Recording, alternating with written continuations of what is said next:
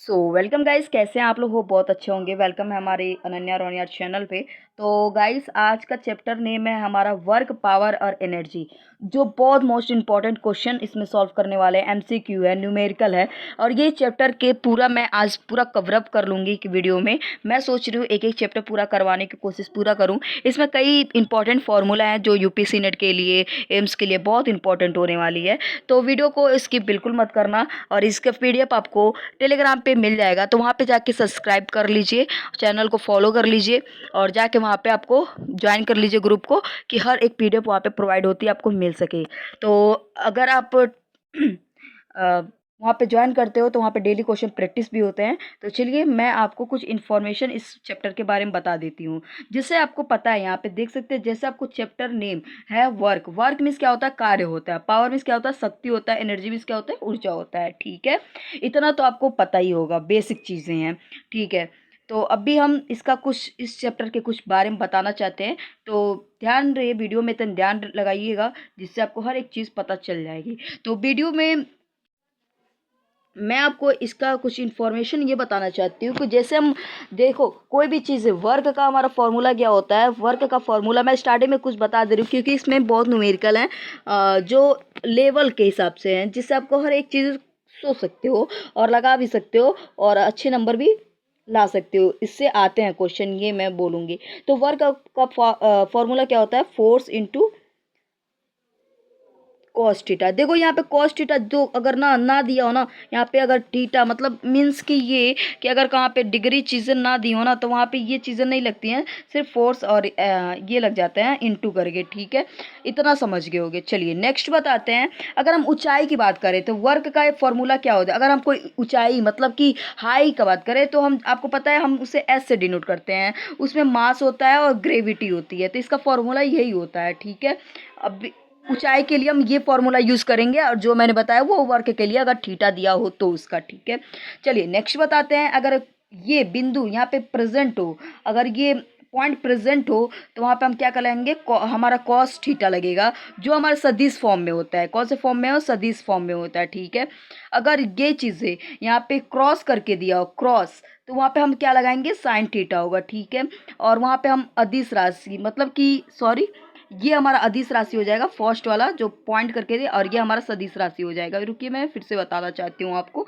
जहाँ आप डॉट करके प्रेजेंट हो, वहाँ पे हम कॉस थीटा लगाएंगे, और ये हमारा अदिश राशि हो जाते हैं। अदिश राशि, ठीक है, अदिश राशि हो जाते हैं। ठीक है, अब जहाँ पे क्रॉस करके दो, वहाँ पे हम साइन लगाएंगे, और ये हमारे सदिश हो जाते हैं। होप आपको क्लियर होगा वो। और नहीं क्लियर हुआ तो आगे भी क्वेश्चन है, जिसे मैं सॉल्व कराने का पूरा कोशिश करूंगी।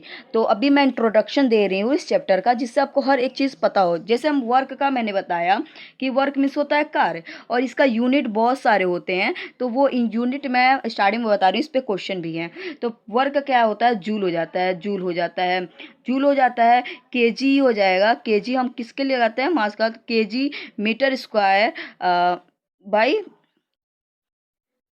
सेकेंड स्क्वायर होता है। फिर न्यूटन, न्यूटन मीटर हो जाएगा। ठीक है, फिर हम अर्ग, इसको अग्र भी करके लिखते हैं। ये इतने सारे यूनिट होते हैं, किसके? वर्क के होते हैं। ठीक है, अभी हम बताते हैं आपको कि 1 जूल बराबर कितना होता है। 1 जूल बराबर होता है हमारा 10⁻7 अर्ग होता है। ठीक है, और अगर हम बात करें 1 अर्ग बराबर कितना होता है, तो हम लगाएं यहाँ पे 10⁻⁻7 जूल हो जाएगा। ठीक है, देखो अगर हम जूल की बात करें तो ये प्लस में रहेंगे, अर्ग हो जाते हैं, और 1 अर्ग की बात करें तो ये माइनस में हो जाते हैं। इतना आपको क्लियर हो गया होगा। अब बताते हैं फोर्स। फोर्स, यहाँ पे बल की बात कर रहे हैं हम, तो बल का यूनिट क्या होगा? न्यूटन हो जाता है, ये हमें पता होता है। और एक होता है डाइन, अरे वो डाइन नहीं, डाइन एक होता है, वो मात्रक इसमें हो जाएगा।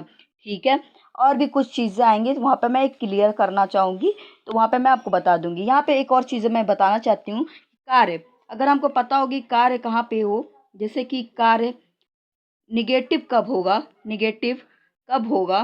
तब होगा जब, तब होगा जब, जब जब हम बल, बल अपोजिट साइड में लगाए हो, अपोजिट साइड में, तब।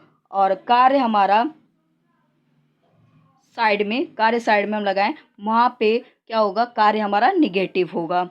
ठीक है, इतना क्लियर हो गया होगा। तो चलिए हम क्वेश्चन पे चलते हैं। फर्स्ट क्वेश्चन कहता है कि 10 केजी द्रव्यमान का एक पिंड 20 मीटर की ऊंचाई से गिराया जाता है, तब जमीन से टकराने से ठीक पहले इसकी गतिज ऊर्जा क्या होगी।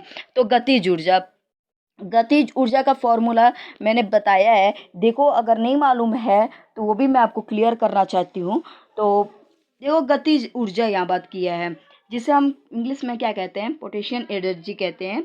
तो उसका फॉर्मूला क्या होता है, m/g/h होता है। ठीक है, इतना तो मालूम होगा।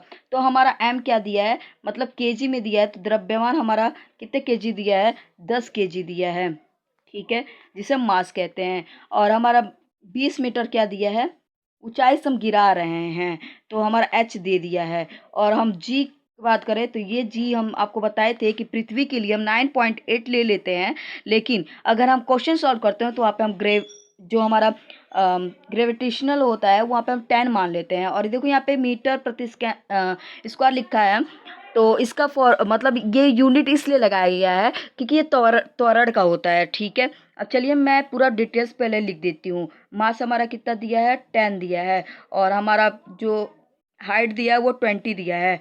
और हमारा जो जी का मान दिया है वो 10 दिया है। ठीक है, तो इसको हम सॉल्व करते हैं।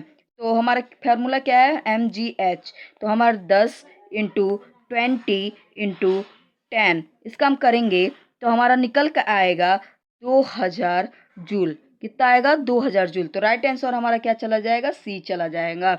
ठीक है, न्यूमेरिकल बहुत इजी आते हैं सी नेट में, तो आप उससे लगा सकते हो। देखिए फिर से क्वेश्चन कहता है कि किसी बल द्वारा किया गया कार्य अधिकतम होगा जब बल और विस्थापित के रूप में कोण होगा। तो मैंने बताया कोण का मैंने बताया कि देखो, मैंने पहले स्टार्टिंग में बताया था, अगर ये फॉर्मूला होता वर्क डन का, कि कोण अगर कोई cos थीटा का कोण होता है तो वो कितना रखते हैं उसके हिसाब से। तो आप इसको बताना, आप कमेंट बॉक्स में बताना। मैंने शुरुआत में ही आपको बता दिया है, इसका राइट आंसर आप कमेंट बॉक्स में बताना। ये क्वेश्चन आपके लिए है। ठीक है, एक क्वेश्चन और है कि देखिए यहाँ पे क्वेश्चन कहता है कि यदि किसी उपकरण की शक्ति 60 वर्क, तो यह 5 सेकंड में कितनी ऊर्जा खपत करता है। ठीक है, 5 सेकंड में कितनी ऊर्जा खपत करता है। देखिए मैंने बताया था कि देखो, पोटेंशियल एनर्जी बराबर होता है, W, मतलब वर्क डन बाय टाइम। ठीक है, तो हमारा जो P दिया है कितना दिया है, 60 दिया है। देख सकते हो यहाँ पे ये W है ना, इसको ही हम एनर्जी मानते हैं। ठीक है, एनर्जी मानते हैं। तो W हमारा कितना दिया है, अगर हम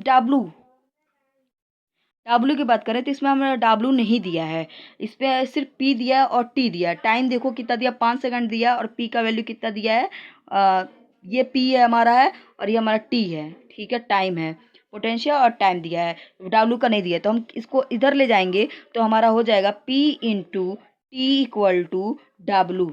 ठीक है, तो P का वैल्यू कितना दिया है, हमारा 60 दिया है, और इंटू 5 कर लेंगे तो हमारा आंसर क्या निकल जाएगा, 5 छके 30। तो 30 और एक यहाँ पे 0 है, 300 जूल। जूल इसीलिए लगाएंगे क्योंकि ऊर्जा का मात्रक क्या होता है, जूल होता है। तो हमारा राइट आंसर 300 हो जाएगा।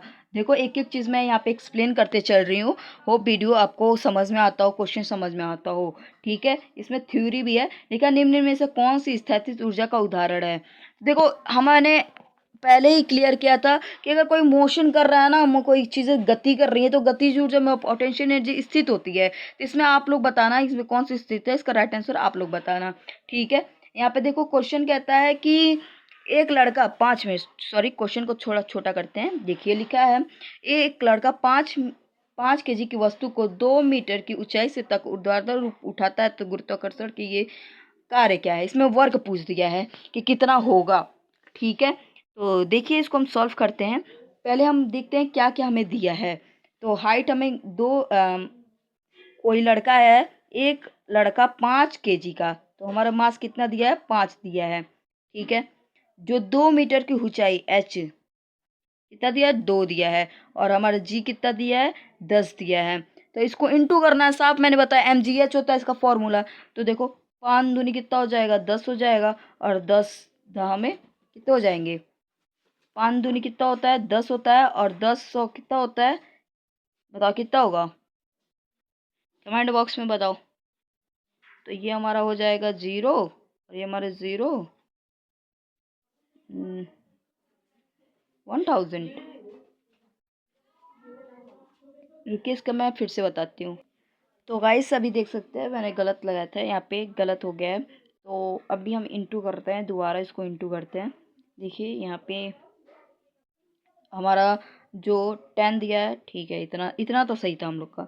ठीक है, इसको हम 5 इंटू ये कर देंगे, तो इसका मल्टीप्लाई करते हैं। 10 दूनी कितना होता है 20 होता है, और इंटू कितना 5, तो 20 20 पच्चे 100 हो जाएगा। तो हमारा 10 टू 100 हो जाएगा। ठीक है, नेक्स्ट क्वेश्चन कहता है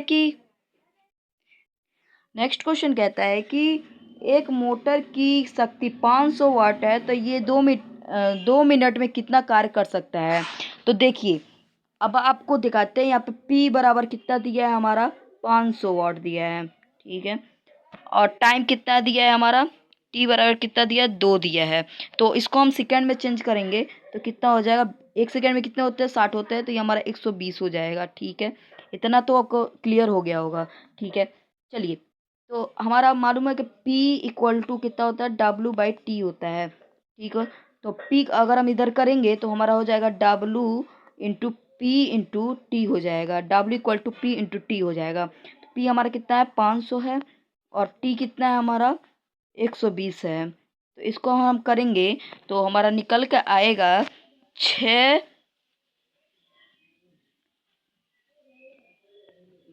4 0 हो जाएंगे। इसको आप कैलकुलेट कर लेना। ठीक है, तो राइट आंसर हमारा बी हो जाएगा। नहीं समझ में आया, फिर से मैं एक्सप्लेन करना चाह रही हूँ उसको। देखिए P इक्वल टू कितना दिया है हमारा 500 दिया है, 500। ठीक है, और T इक्वल टू कितना दिया हमारा 2 दिया है। इसको हम सेकंड में चेंज करेंगे तो हमारा 120 सेकंड हो जाएगा। ठीक है, अगर इसका फॉर्मूला क्या होता है, P इक्वल टू W/T होता है। अगर हम इसको चेंज करेंगे तो W इक्वल टू P/T लिख सकते हैं, ऑफकोर्स लिख सकते हैं। तो P का वैल्यू कितना दिया है हमारा 500 दिया है, और इंटू हम 120 कर देंगे तो हमारा निकल कर आएगा इकाई दहाई सैकड़ा हजार 10 60,000 जूल आ जाएगा। तो राइट आंसर हमारा बी चला जाएगा। ठीक है, यहाँ पे देखिए एक क्वेश्चन और कहता है कि गुरुत्वाकर्षण द्वारा एक स्वतंत्र रूप से गिरते वस्तु का क्रिया कार्य क्या होगा। तो देखिए मैं यहाँ पे आपको एक्सप्लेन करना चाहती हूँ कि यहाँ पे अगर अगर वस्तु कोई गिर रहा है, अगर लंबवत हो, कोई वस्तु लंबवत हो तो वहाँ पे हमारा 0 होता है।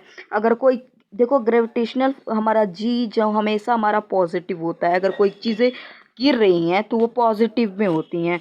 अगर कोई दिशा एक डायरेक्शन में लग रहा है वहाँ पे भी हमारा पॉजिटिव होता है, और यहाँ पे अगर डायरेक्शन चेंज हो और इधर लग रहा है फोर्स तो हमारा निगेटिव हो जाता है।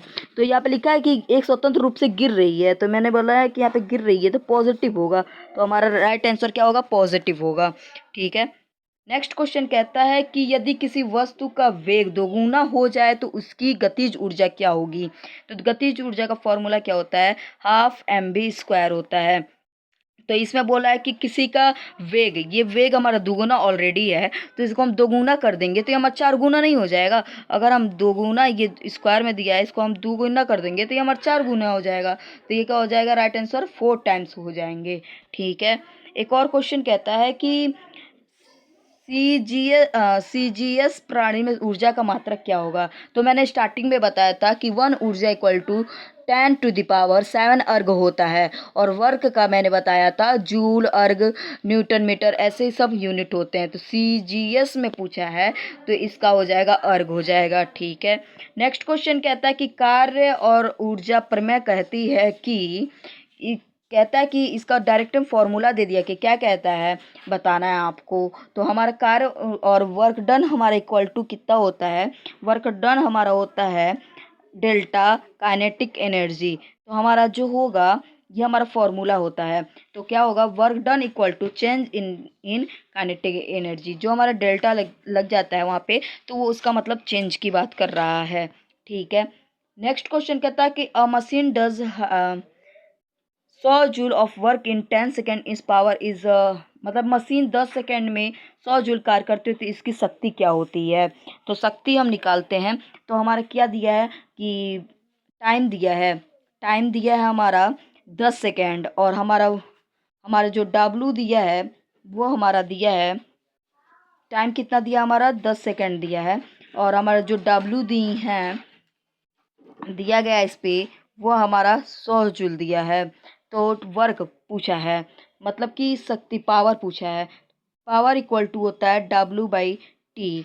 तो अगर हम इसको काटेंगे 10/100 करेंगे तो हमारा ये शून्य से शून्य कट जाएगा और बचेगा हमारा 10। तो राइट आंसर हमारा क्या चला जाएगा, 10 चला जाएगा।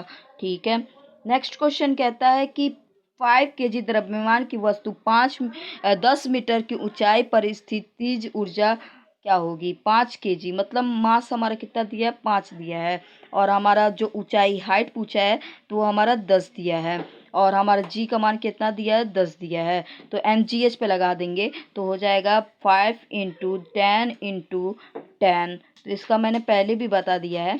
तो इसका आंसर कितना होगा, अगर हम इसको इंटू करेंगे तो 10 धाम 100 हो जाएगा, और इंटू 5 करेंगे तो हमारा ये 500 जूल करके आ जाएगा। ठीक है, तो 500 जूल हमारा राइट आंसर हो जाएगा। नेक्स्ट क्वेश्चन कहता है कि किसी बल द्वारा किया गया कार्य शून्य होगा तब। मैंने बताया था कि कोई लंबवत हो वहाँ पर हमारा शून्य हो जाता है। तो क्या होगा इसका, तो हो जाएगा बल दिशा लंबवत हो तो वहाँ पे शून्य होगा, और बल उसका शून्य हो तो डी आंसर हमारा हो जाएगा, ए और सी राइट आंसर हो जाएगा।